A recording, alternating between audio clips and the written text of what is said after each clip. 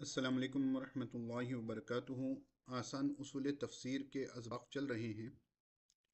پچھلے سبق میں ہم نے دیکھا کہ جو 7 قراتیں ہیں، جو مشہور قرات سبعہ کہہ لیں یا قرات عشرہ کہہ لیں، ان کے بارے میں ہم نے تفصیل سے دیکھا۔ اس میں ہم نے یہ بات دیکھی کہ جو قرات سبعہ یا عشرہ میں جن قراتوں کو شامل کیا گیا، ان میں چند شرائط تھی۔ اس میں سے ایک تھی کہ تواتر کے ساتھ ثابت ہو، مصاحف عثمانی کے دائرے میں آتی ہو، اور اسی طرح تیسری شرط کیا تھی؟ عربی زبان کے قواعد میں وہ بات قواعد کے موافق ہو۔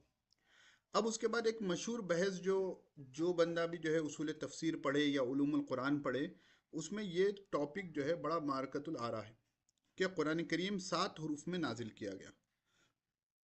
ایک حدیث ہے جو علماء کہتے ہیں کہ تواتر کے ساتھ ثابت ہے، بخاری شریف کی روایت ہے کہ اللہ کے رسول صلی اللہ علیہ وسلم نے ارشاد فرمایا کہ ان ھذا القرآن انزل علی 7 احرف فاقرؤوا ما تیسر منها، کہ قرآن کریم 7 حروف میں نازل کیا گیا ہے۔ قرآن کریم 7 حروف میں نازل کیا گیا ہے۔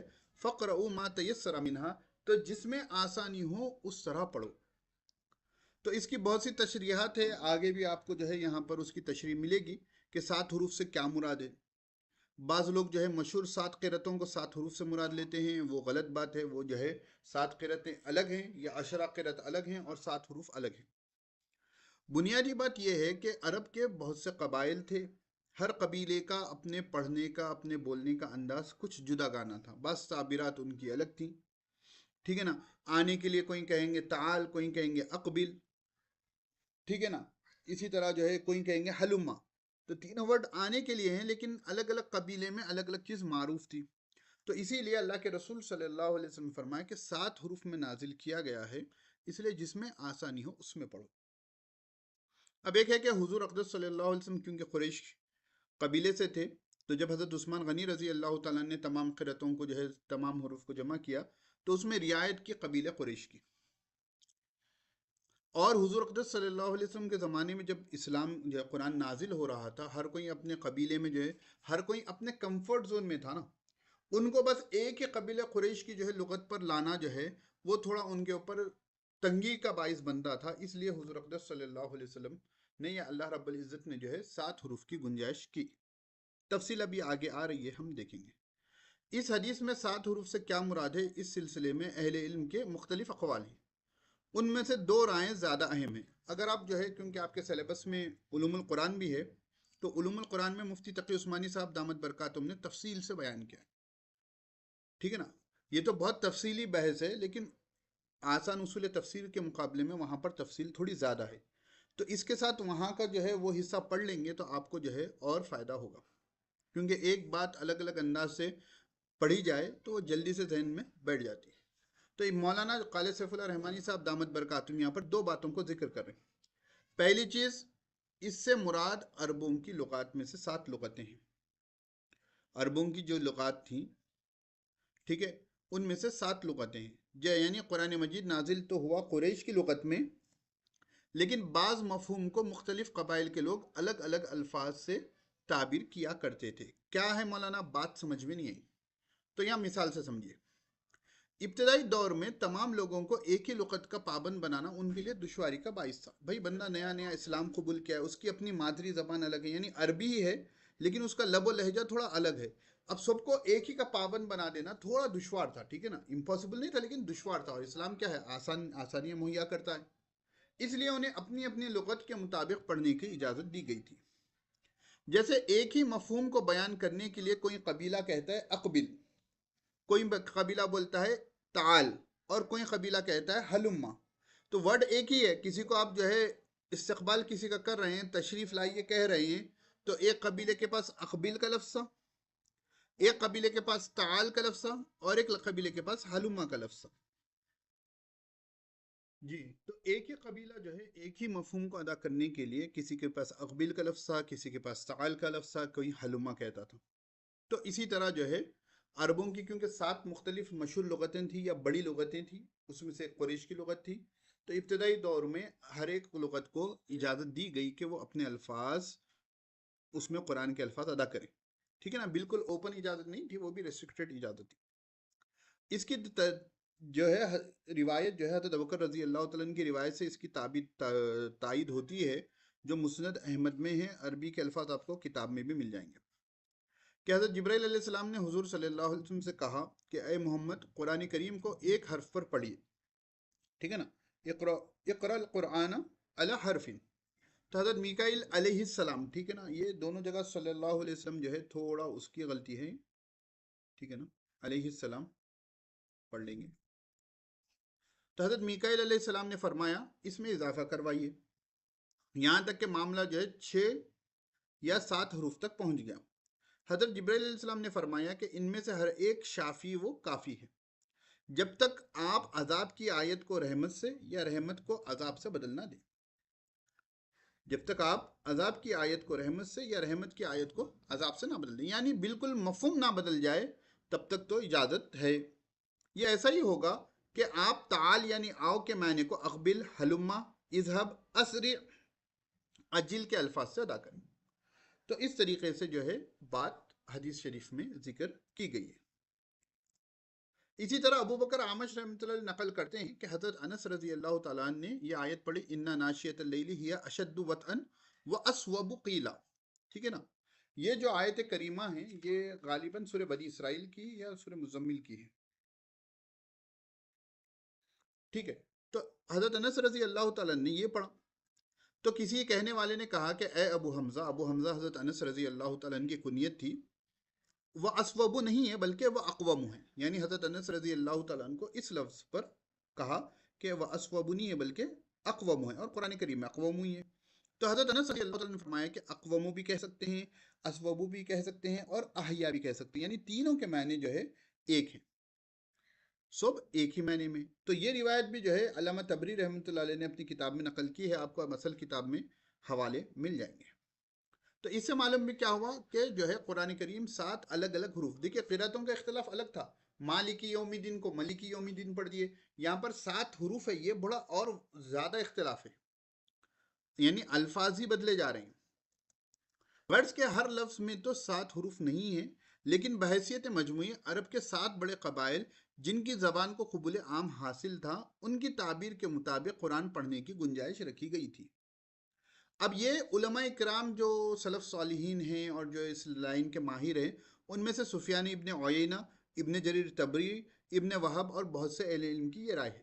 فرسٹ پوائنٹ جو تھا نا کہ 7 بڑے قبائل یا 7 عرب کے لغات پر قرآن کریم کو نازل کیا گیا، یہ پہلے۔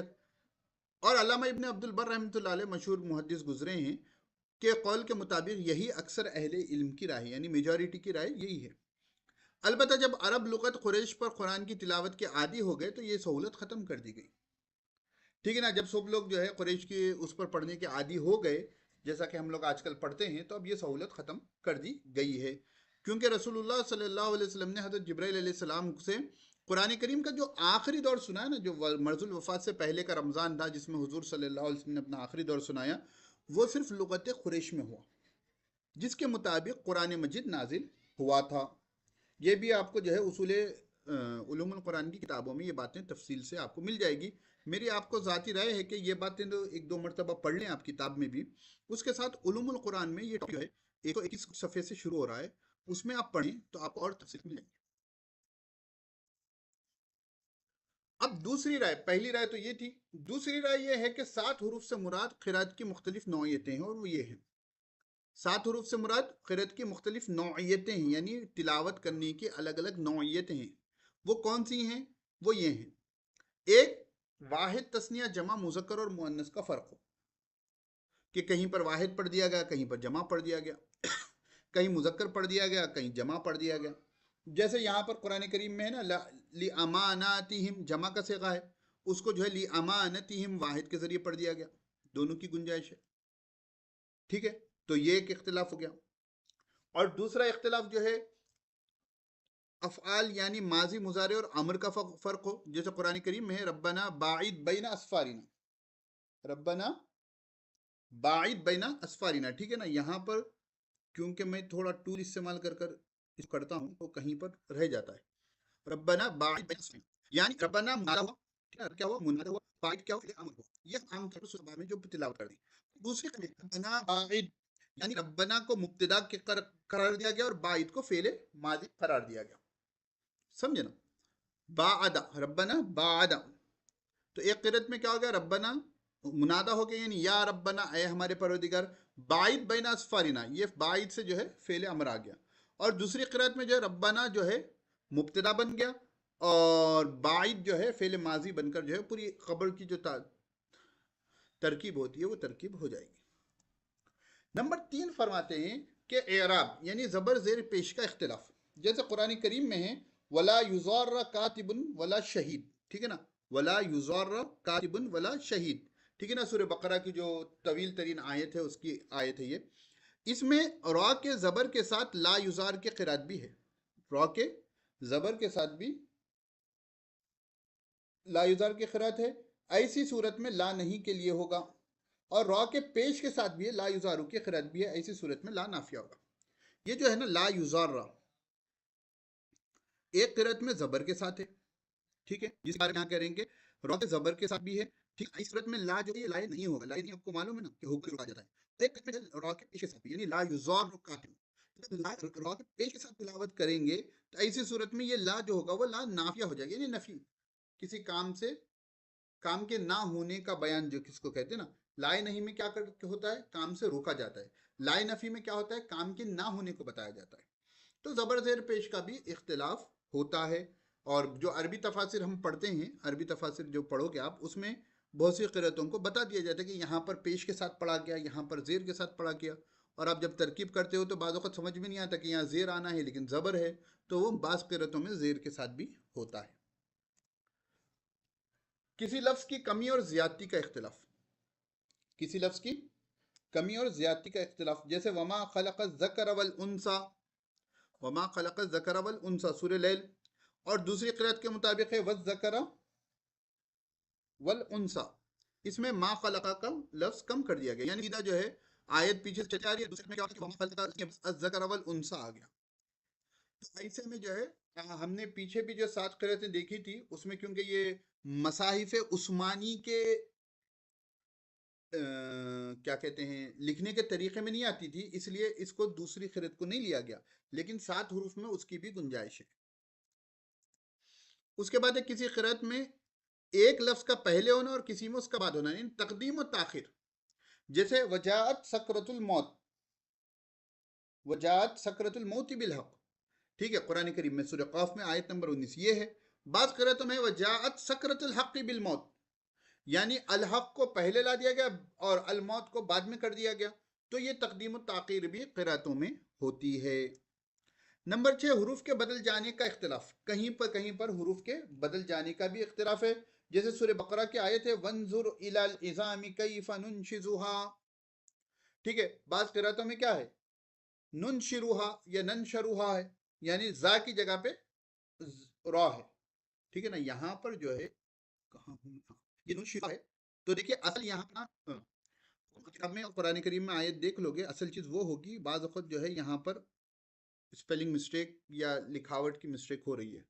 تو میں اسی لیے میرے ساتھ کتاب بھی اصل رکھ لیا ہوں، عربی عبارت پڑھنے میں وہاں سے میں استفادہ کر رہا ہوں. اس کے بعد 7واں لہجوں کا اختلاف ہے. جیسے فتح اور امالہ یا ترقیق یا اظہار ادغام، یہ جو تجوید کے قواعد ہوتے ہیں تو جو لہجے ہوتے ہیں ان کا بھی اختلاف ہوتا ہے. جیسے حل اتاک حدیث موسیٰ، تو ایک قرات میں ہے اتی اور موسئی کے ساتھ، اتے اور موسے کے ساتھ، ٹھیک ہے نا. موسے میں امالہ کی بھی ہے جس میں اتی اور موسے پڑھا جاتا ہے، جس میں اتی اور اتے اور موسے پڑھے جاتا ہے، ٹھیک ہے نا. اتے اور موسا، اتے اور موسا پڑھا. امالہ کس کو کہتے ہیں پہلے سمجھیں. جیسے میں زیر کو منصوب یہیں پہ پڑھتے ہیں. اگر نارملی یہ آیت کریمہ کی ہم تلاوت کرتے تو مجریہا پڑھتے تھے، لیکن پارے 12 میں غالباً یہ آیت کریمہ ہے، اس کو جو ہے ہم پڑھتے ہیں مجریہا. نہیں، یا زیر کی بھی آواز نہیں آ رہی، زبر کی بھی نہیں آ رہی، درمیانی آواز، یعنی زیر کی آواز کو امالہ کہتے ہیں کسی کی طرف مائل ہونا، جھکا ہونا. تو بالکل 100% سیم آواز نہیں آنا بلکہ تھوڑی ہٹ کر آنا. تو اب میں تجوید وغیرہ کا جو ہے वो चीज़ों की लाइन का माहिर नहीं हूँ, तो आप इसमें जो है दीगर जगहों से भी इस्तेफादा कर सकते हैं जो इमाला वगैरह के असबाक में। बस मैं यहाँ समझा दूँ कि थोड़ी मजहूल सी आवाज़ आनी है। तो यहाँ पर जो है हम जो पढ़ते हैं हल अता का हदीस मूसा, तो अता को जो है मारूफ पढ़ते हैं ज़बर के साथ, और मूसा को भी जो है मारूफ पढ़ते हैं। तो बाज़ क़िरातों में इमाला के साथ भी पढ़ा गया है। अब ये तमाम जो 7 बातें बताई बताई गई हैं यहाँ पर, क्या बातें बताई गई है कि वाहिद तस्निया जमा का इख्तिलाफ, मुज़क्कर और मुअन्नस का इख्तिलाफ, दूसरा अफ़ाल यानी माजी मुज़ारे और अमर का इख्तिलाफ, तीसरा एराब यानी ज़बर ज़ेर पेश का इख्तिलाफ, चौथा तक़दीम व ताख़ीर यानी किसी लफ्ज़ को आगे पीछे कर देना, पांचवा जो है किसी क़िरत में एक लफ्ज़ का पहले होना और किसी में दूसरे बाद में होना, हरूफ के बदल जाने का इख्तिलाफ और लहजों का इख्तिलाफ। ये राय जो है ना अल्लामा इब्न क़ुतैबा रहमतुल्लाह अलैह की है, जो मशहूर आलिम क़िरात और मशहूर आलिम क़िरात इब्न जज़री रहमतुल्लाह अलैह की है, और इमाम मालिक रहमतुल्लाह अलैह की। अलबत्ता इन 7 नौइयतों की तायीन में किसी कदर इख्तिलाफ है।